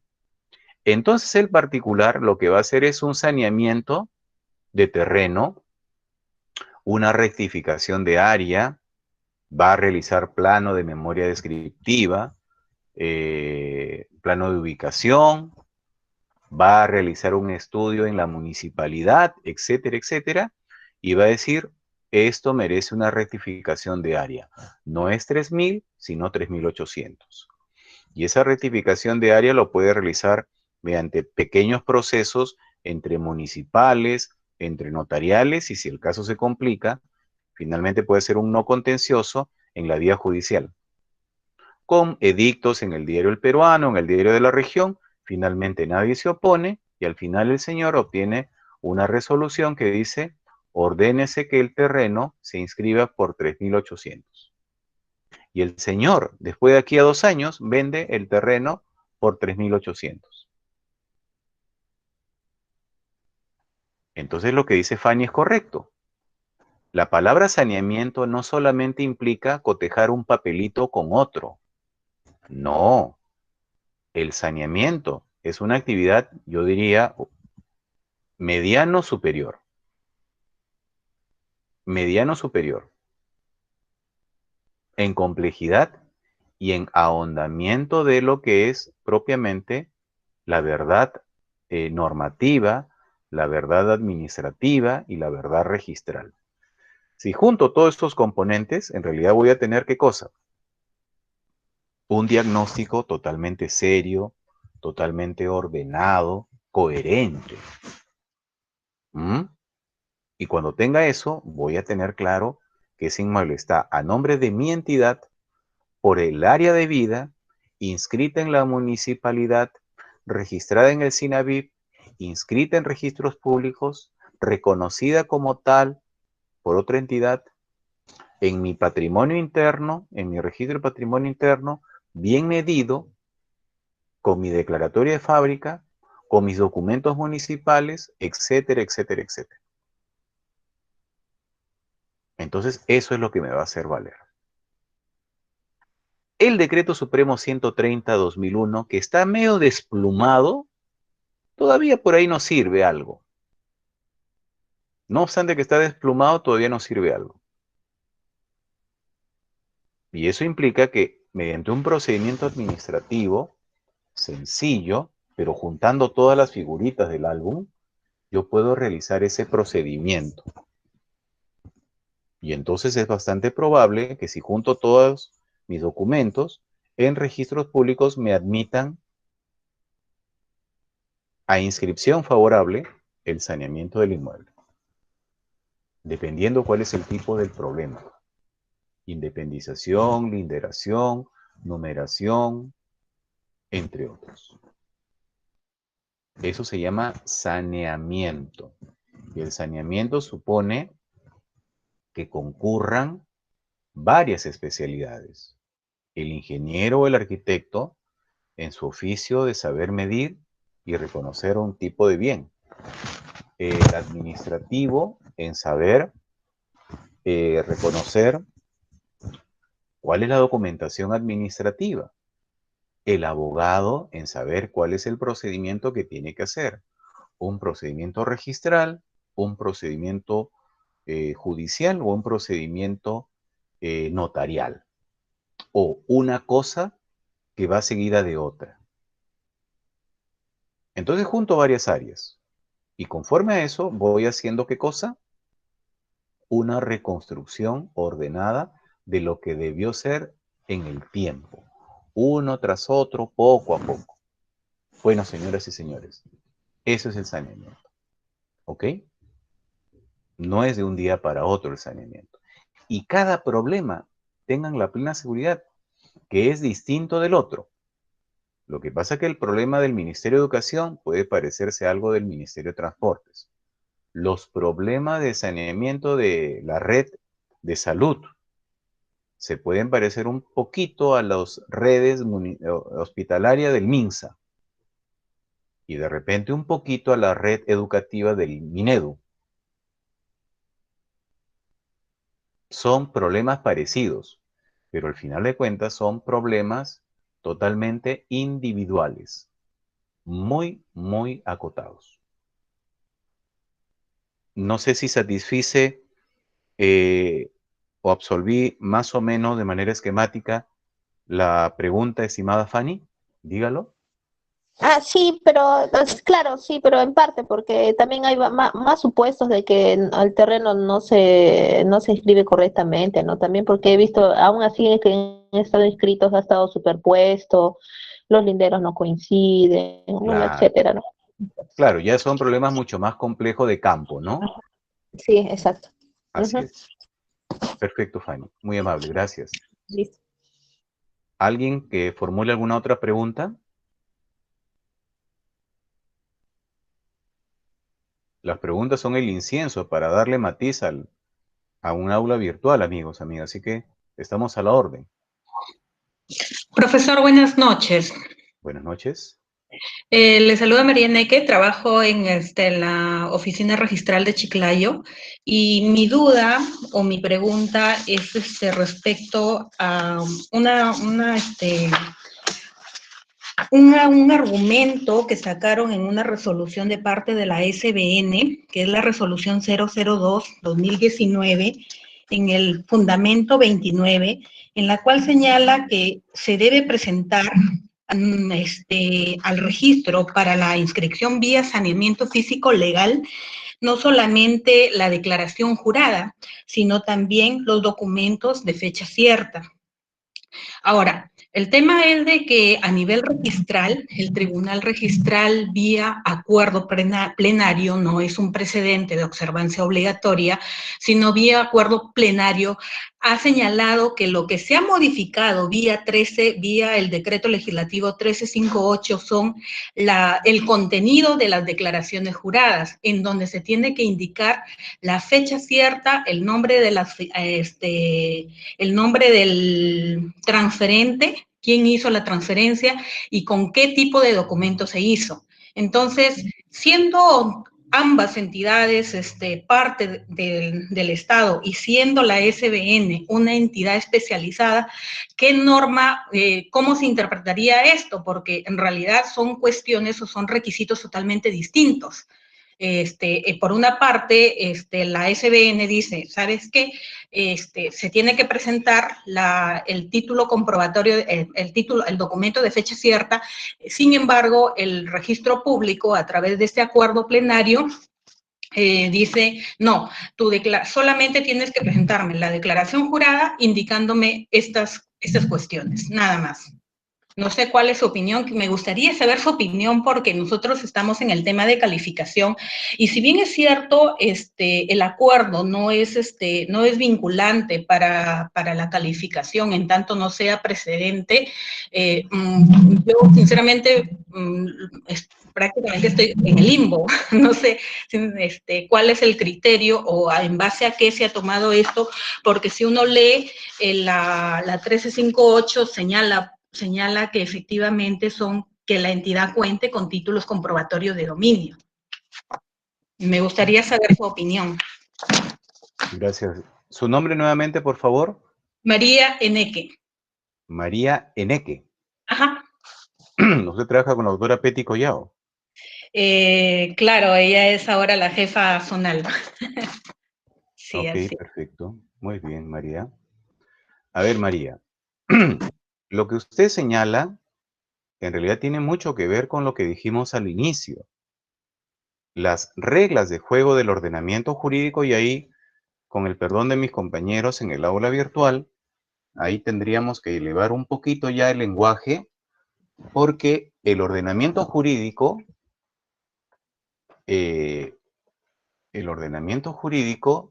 vamos a ponerlo a ver si espero hacer una feliz comparación.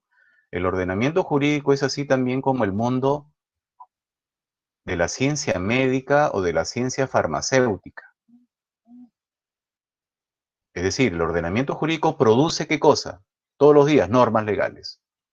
Se entiende que esas normas legales deben ser coherentes unas con otras. Pero muchas veces resulta que en el tiempo alguna norma no es concordante con otra. Más bien es contraria a la norma. La contradice, pero sigue vigente. Y los operadores del derecho dicen, por un lado, una cosa y otros operadores dicen otra.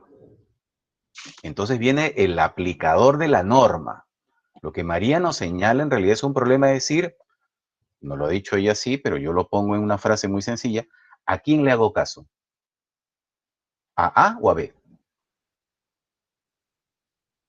Porque yo tengo un problema concreto, pero tengo por un lado que alguien me dice para arriba y alguien por el otro lado que me dice no es para arriba, es para diagonal. Entonces tengo que recurrir a herramientas para poder aclarar esa duda. Y entonces, nuevamente tengo que ir a las normas técnicas jurídicas. Cuando yo tengo una norma, cuando yo tengo un vacío normativo, ¿qué es? Se conoce la laguna del derecho, ¿no? Pero ese es un vacío. ¿Qué cosa es vacío? La nada. O sea, yo tengo el problema y voy al ordenamiento jurídico y digo, uy, acá no hay nada. Perfecto. Ese es el vacío.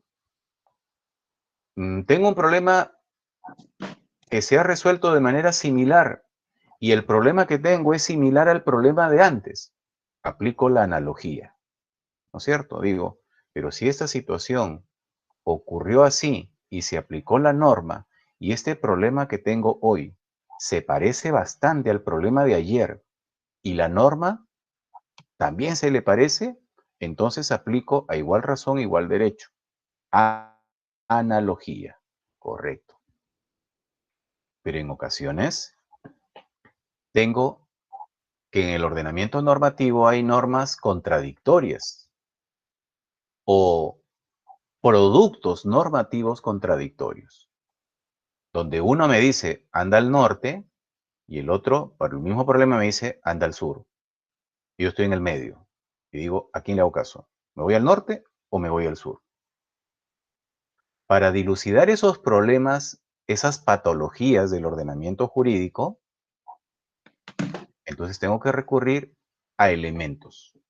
Y entonces tengo que decir, entre el órgano A y el órgano B, ¿quién tiene la competencia para interpretar las normas o para procesar las normas de bienes estatales? ¿Quién es? ¿La SBN o, con todo respeto, registros? ¿Quién es? La SBN. Segundo tema. Yo tengo una norma legal versus tengo un acuerdo. Y entonces voy al catálogo del ordenamiento jurídico y digo, una norma legal, ¿dónde la ubico? Ah, la ubica usted, señor, dependiendo. Si es ley, usted lo ubica en el segundo lugar. Porque el primer lugar, ¿a quién le corresponde? A la Constitución política. Luego después viene la ley y después que viene el reglamento. Perfecto, señor. Voy a un tercer punto y digo, señor, ¿y usted está buscando algo más? Sí, señor, yo estoy buscando, ¿dónde está el acuerdo? Ah, el acuerdo también forma parte del estatuto jurídico. ¿Y dónde está? Un poquito más abajo. María, si usted tiene el texto único ordenado de la ley del procedimiento administrativo, vaya al artículo 5º en romano y ahí usted va a encontrar el espectro normativo, que no es otra cosa. Seguramente muchos de nuestros compañeros habrán escuchado más de una vez algo así como la pirámide de Kelsen, ¿no? O sea, de lo más grande hasta lo más chiquito. Y ahí usted va a encontrar los acuerdos del tribunal, de diferentes órganos colegiados, pero va a encontrar en qué lugar está del ranking. Y ahí lo va a encontrar. Y luego va a seguir otro criterio. Otro criterio que nos ayuda a dilucidar esto es decir, a ver, ¿quién está más cerca del problema por la materia, por el territorio o por el grado? Entonces dice, por la materia, entre A y B, a la SBN. Entre el grado, no, pero acá ellos no tienen jerarquía porque cada uno es diferente una de otra. Ah, perfecto. Ya, y por el tema territorial acá tampoco como que mucho que ver porque no es un tema que tenga que ver con gobernanza territorial. No es municipalidad provincial versus municipalidad distrital, por ejemplo. Ah, ok. Entonces, otra vez usted como operadora dice, ¿a quién yo debo hacerle mayor seguimiento? Y por último, su análisis, el análisis de todo operador debe decir, lo que ha dicho el acuerdo de registros públicos es esencialmente de registros públicos o o ha dicho algo más que escapa propiamente a su función? Si la respuesta es solamente ha dicho de registros públicos, pero si la respuesta es no, esta interpretación o este pronunciamiento deslinda, va más allá de lo estrictamente registral. Porque lo registral, amigos y amigas, tiene que ver con requisitos. Y los requisitos son, por lo general, son enunciativos o son taxativos. Y si yo los cumplo uno u otros, mi título tiene que ser inscrito. ¿Sí o no, María? Así es, doctor. Si la norma me dice, para inscribir el título X, usted debe cumplir el requisito 1, 2 y 3. Yo traigo el 1, el 2 y el 3, bien bonitos. El registrador, en el marco de su potestad legal y reglamentaria, va a decir, a ver, este es el predio ubicado ¿en dónde? En Chiclayo, distrito de Moncefú. Perfecto. Título, documento 1, Chiclayo, Moncefú. Título 2, Chiclayo, Moncefú, 1000 metros cuadrados, 1000 metros cuadrados. Requisito 3, pagar su tasa de derechos registrales, 45 soles 90. A ver, reviso otra vez, 1, 2 y 3. 1, 2 y 3, cotejo, calza y hace clic. Y si hace clic, ¿qué pasa? Tengo que darle el pase. Va inscrito. Pero si un elemento no calza de los requisitos, entonces yo digo, un ratito, acá yo no puedo inscribir este predio, porque acá me ha traído el requisito 1 que dice, no sé, pues otro distrito, a ver, ayúdeme, no es Moncefú, sino de Ferreñafe. Oye, pero esto no es, este es de Moncefú y acá ha traído el requisito, el autovalúo, etcétera, de Ferreñafe. Lo tengo que observar. Señor presentante del título, esto no lo puedo no lo puedo inscribir porque traiga el título, el requisito 1 de Moncefú, no de Ferreñafe, o al revés. Ah, disculpe, señorita, lo que pasa es que me confundí porque ahora con este tema digital, le adjunté el PDF o por último le saqué una fotocopia. Discúlpeme, lo voy a absolver. Cuando vuelve el título correcto o corregido, el registrador coteja. Esa es mi humilde opinión, María, pero solamente entenderá que por el espacio en el que estamos, en el mundo virtual, yo puedo a lo mucho darle un esquema, pero si usted es abogada, me va a entender un poquito más de que estamos aquí ante reglas de teoría general del derecho, ¿no? Porque son males, como decía hace unos instantes, son males patológicos del derecho.